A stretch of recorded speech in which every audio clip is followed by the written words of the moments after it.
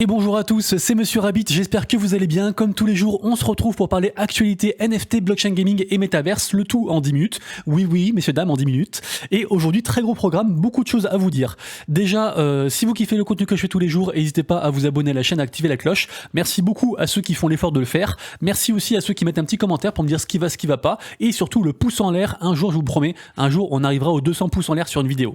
Allez, on démarre directement avec Pirates Labs. Je sais pas si vous connaissez. Pour la faire courte, c'est une très grosse boîte Web3 qui œuvre pour builder en fait, pour à la fois builder des choses dans le Web3, à la fois aider aussi les gens. Enfin, ils font plein de trucs. Ils bossent notamment entre autres avec Dogami, avec Ovalstreak, avec pas mal de projets. Ils ont pour investisseurs entre autres Animoca Brands, Ubisoft. C'est un truc vraiment sérieux et pro. Et en fait, ils sont partis d'un constat, c'est que aujourd'hui, si vous voulez vous former au Web3, il y a que dalle. Il y a vraiment que dalle. Et en fait, qu'est-ce qu'ils ont fait? Ils proposent une formation. Ils ont fait la BB School, donc la Blockchain Business School, qui est une formation certifiante. Je vous ai pas dit, mais je suis partenaire si jamais. À la fin, j'aurai un petit code à vous donner.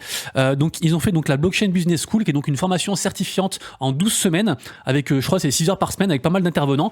Dans les intervenants, alors là, pour la première session, c'est Sébastien Borgé, qui est le fondateur de Sandbox, le cofondateur de Sandbox, qui est donc le parrain de la première édition.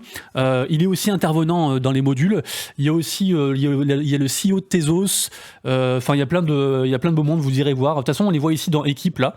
Et ce qui est intéressant, c'est qu'il y a aussi donc des modules sur les NFT, hein, c'est toute la blockchain, côté dev, côté plein de trucs. Ce qui est cool aussi, c'est qu'il y a aussi voilà, des mecs de chez Dogami, il y a aussi des mecs de chez Ledger, de chez Coinhouse, il y a le CEO de Coinhouse, il y a le CEO d'Ovalstreak, il y a un mec aussi, je crois, de l'Age Consulting aussi, voilà. Il y a le CEO de l'Age Consulting, enfin bref, il y a vraiment beaucoup de beau monde.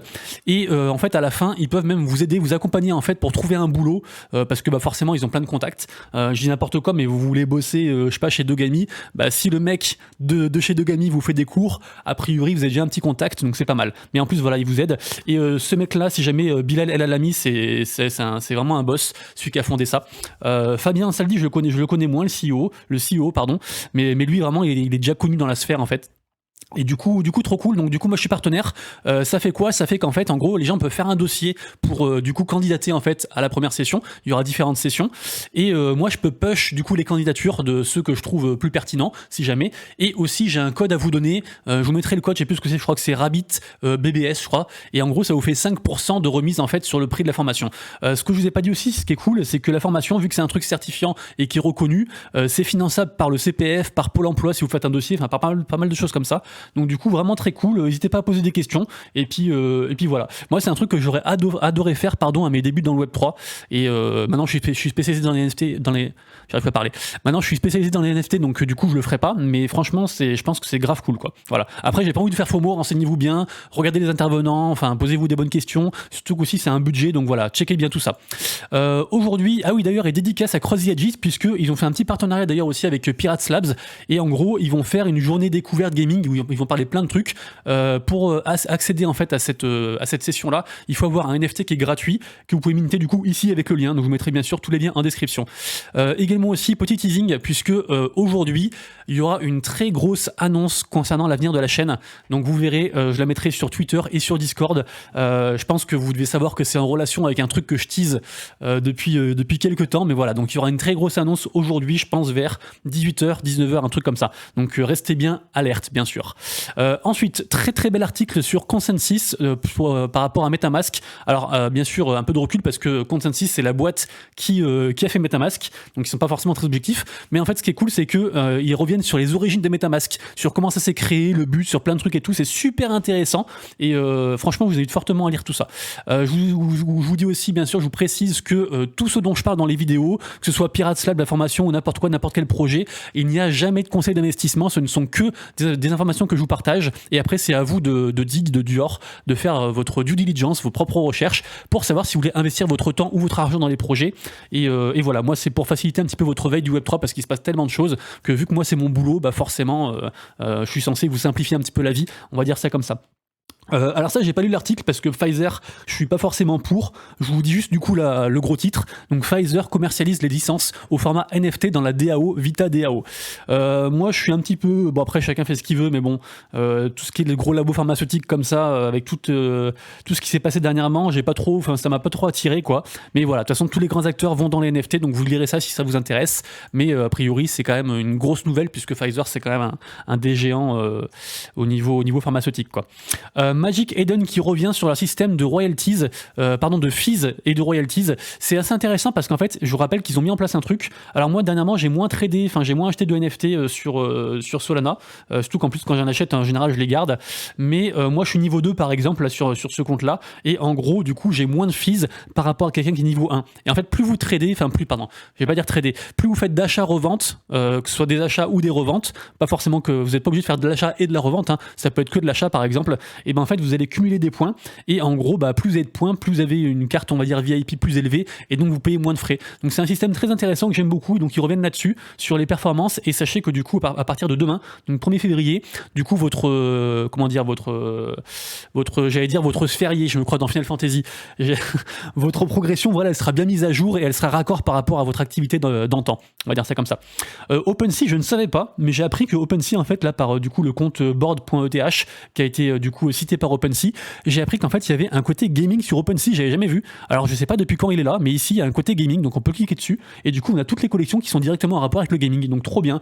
Je savais même pas que ça existait, donc après, je vous rappelle que OpenSea, tous les vendredis, ils font 4-5 features en plus, donc peut-être que c'était dans les features de vendredi que j'ai pas trop regardé, donc à voir, en tout cas, trop cool d'avoir ce genre de truc pour mettre un petit peu l'accent sur le gaming.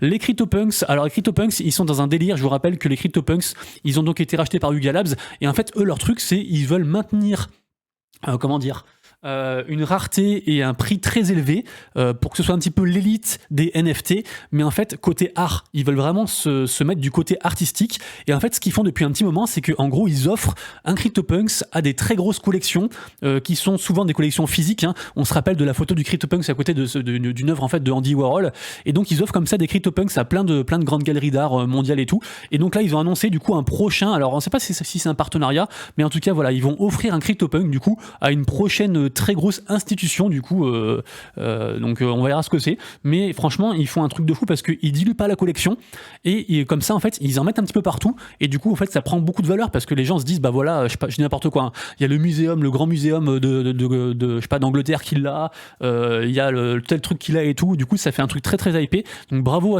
à eux, ils font vraiment un marketing très intelligent, et ils gardent leur ligne, ils gardent leur fil conducteur en fait, c'est vraiment chouette ce qu'ils font, quoi. Le airdrop de la marketplace NFT SudoSwap apparemment a été fait. Alors moi je suis pas dessus, donc forcément j'ai rien eu, mais apparemment il y a 2 airdrops, du coup il y a un airdrop de token Sudo et un airdrop aussi de token par rapport à ceux qui avaient la collection NFT qui s'appelle, je sais plus comment ça s'appelle, Xmon je crois, un truc comme ça. Donc voilà, allez checker, de toute façon je pense que vous êtes au courant si vous êtes sur cette plateforme-ci, mais en tout cas les airdrops ça fait toujours plaisir. Je rappelle que le prochain airdrop ce sera celui de Blur le 14 février pour la Saint-Valentin. Ensuite un projet intéressant avec Avalanche, puisque on a un partenariat avec Ed Balloon. Ed Balloon, je sais pas qui c'est, apparemment c'est un artiste très connu, mais en gros là pendant le mois de février, vers la fin février, il y aura du coup une série de concerts, apparemment c'est à la fois virtuel et aussi physique, donc il faudra se renseigner. Si vous êtes fan du mec, renseignez-vous, mais en tout cas voilà, ça reste toujours des belles initiatives en fait pour, on va dire, onboard les gens aussi, parce que du coup si les gens sont fans de cet artiste là, ils vont s'intéresser aux projets avec lesquels ils collaborent, donc du coup c'est cool, ça ramène du monde. Ensuite Serum, qu'est-ce que c'est? Je ne sais pas ce que c'est. En fait je suis tombé sur cette vidéo aussi je vais dire en chillant, en scrollant sur Twitter. Alors si vous voulez perdre du temps les amis, il y a 2 choses pour perdre du temps dans la vie. Il y a les shorts YouTube où vous descendez comme ça, et il y a scroller son fil Twitter aussi, pareil, vous perdez un temps fou. Bref, j'ai trouvé ça très très bien fait. En gros c'est un mutant qui boit un truc qui après il devient plus fort et tout machin. Je ne sais pas s'il y a un teasing de quelque chose ou quoi, ou si c'est juste une boîte qui fait des choses pour on va dire donner un petit peu de l'or au gros projet Web3. J'ai l'impression que c'est plutôt ça, c'est juste un truc un peu commémoratif. Ils appellent ça, là c'était un honneur du Mutant Monday, mais en tout cas j'ai trouvé ça très bien fait, très propre, et peut-être que ça que c'est un petit leak sur quelque chose qui va arriver, je ne sais pas trop quoi, parce que Serum ça a pas l'air affilié avec Yuga Labs ou quoi, mais voilà, je voulais quand même vous en parler, on sait jamais, j'ai trouvé ça cool. Je vous parlais de la Saint-Valentin, déjà oubliez-la pas par rapport à votre amoureuse, et sachez aussi que du coup il va y avoir plein de concours qui vont arriver en l'honneur de la Saint-Valentin, parce que ça reste un truc commercial, y compris aussi dans le Web3. Donc là par exemple on a un concours avec 15 000 sands à gagner sur du coup Vox Edit, mais voilà, là c'est un exemple, mais il y aura pas mal de choses, donc du coup tenez-vous bien au courant sur vos projets préférés, il faudra rester alerte, puisqu'a priori il y aura des petites choses. Ensuite parlons de Digi Daigaku, pardon, puisque je vous rappelle qu'en fait, bon en fait je vous rappelle pas, j'en parle tout le temps, donc allez voir mes autres vidéos, j'en parle tout le temps, il y en a marre. En gros, le mec du coup qui dirige le truc, qui s'appelle donc Gabriel Lidon, qui est ici, il a dit qu'en fait la collection NFT vilain qui serait pas mintée serait burn. Du coup, a priori, ça devrait augmenter le prix. Pour l'instant, le prix est assez bas, entre guillemets, puisque c'était monté à 0,5 voire 0,6. Là, c'est à 0,43. Je vous rappelle qu'en plus, on peut s'en servir avec une super potion pour faire un super vilain et avoir un drop du prochain NFT. Pardon, avoir un free mint, avoir un spot pour le free mint du prochain NFT d'où c'est vrai qui s'appelle les NFT Dragon, du coup, de Digi Daigaku, qui a priori, du coup, j'espère, sera très très hypé, puisque ce sera lors du Super Bowl. Donc, c'est censé être un truc de malade. Mais tout ça pour dire que, du coup, voilà, ça va peut-être augmenter. Par contre, méfiez-vous quand même, vu que la supply est quasiment de 7300 là, à l'heure où je vous parle, alors que par exemple pour les héros, la supply est de seulement 1900. Donc du coup, voilà, deux poids deux mesures, mais en tout cas ça reste à surveiller.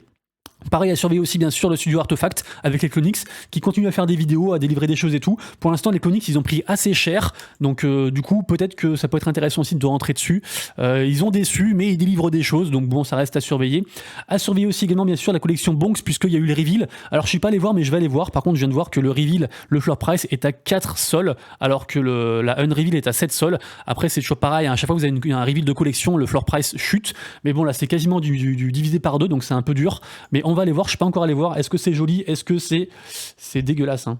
Oh là là, c'est une honte, non? C'est dégueulasse. Ok, je m'attendais vraiment à un truc de fou.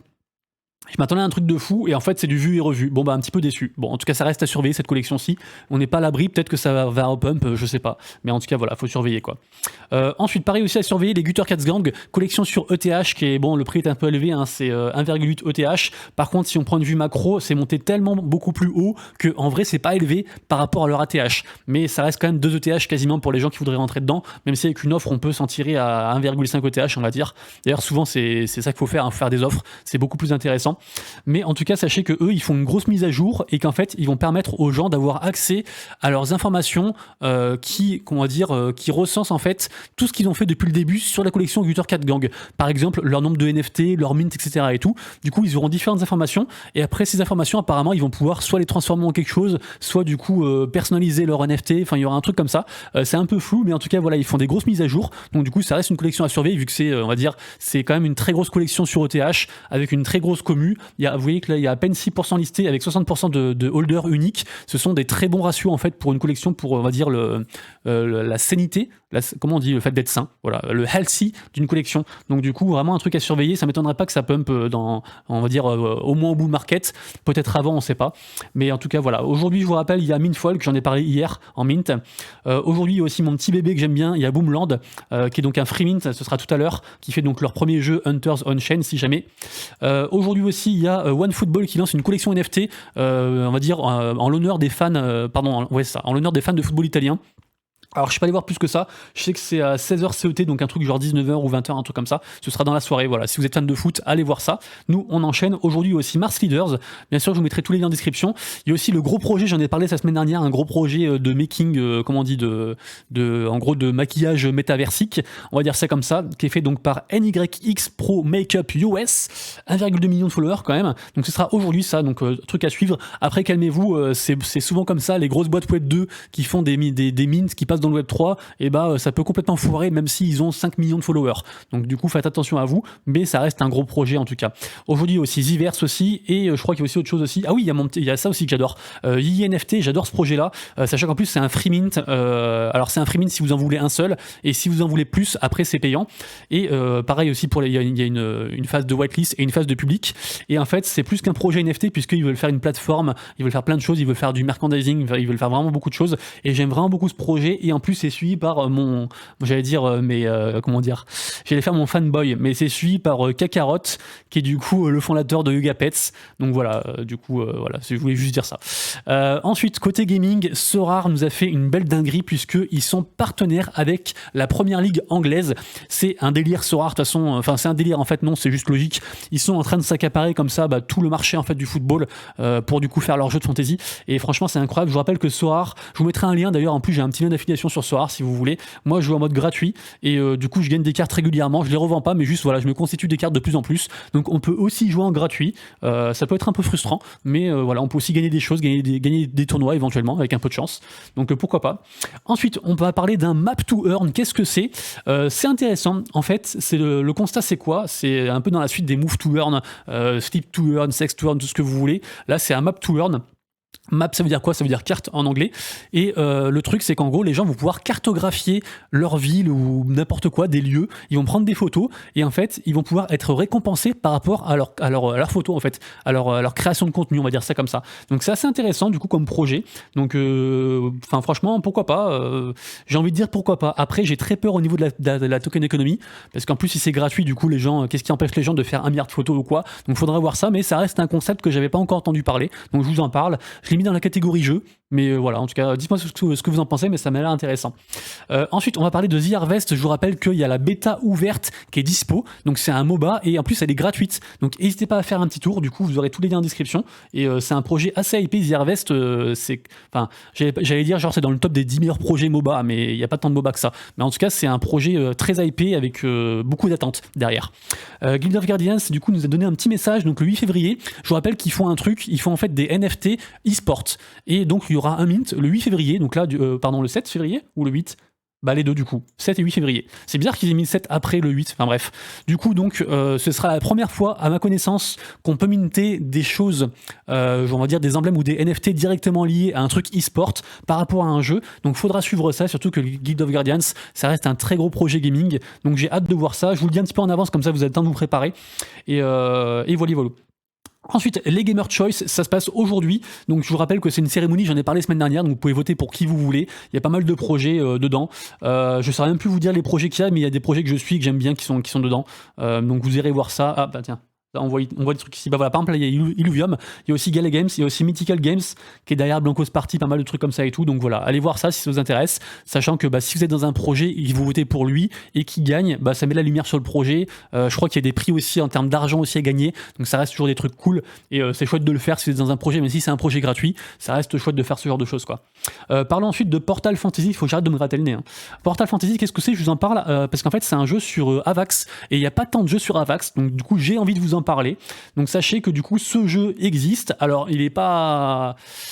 Ça me fait penser à une sorte d'Axi pixelisé, donc ça vend pas du rêve, mais ça m'a l'air quand même assez intéressant, et puis ça a le mérite d'être sur Avax, donc voilà, j'ai envie de mettre un petit peu de lumière sur ça, et donc là on a un article sur NFT News Today qui revient un petit peu sur le gameplay et les mécaniques du coup de ce jeu-là, voilà. Donc vous irez voir pour ceux que ça intéresse, les petits curieux. Midnight Society, c'est un projet que je suis, pour moi c'est un des plus gros projets aussi de 2023, ça devrait sortir cette année normalement, c'est le projet en gros du Dr Disrespect pour ceux qui connaissent, et le truc c'est qu'en fait là ils viennent de choper en fait un autre mec dans leur team.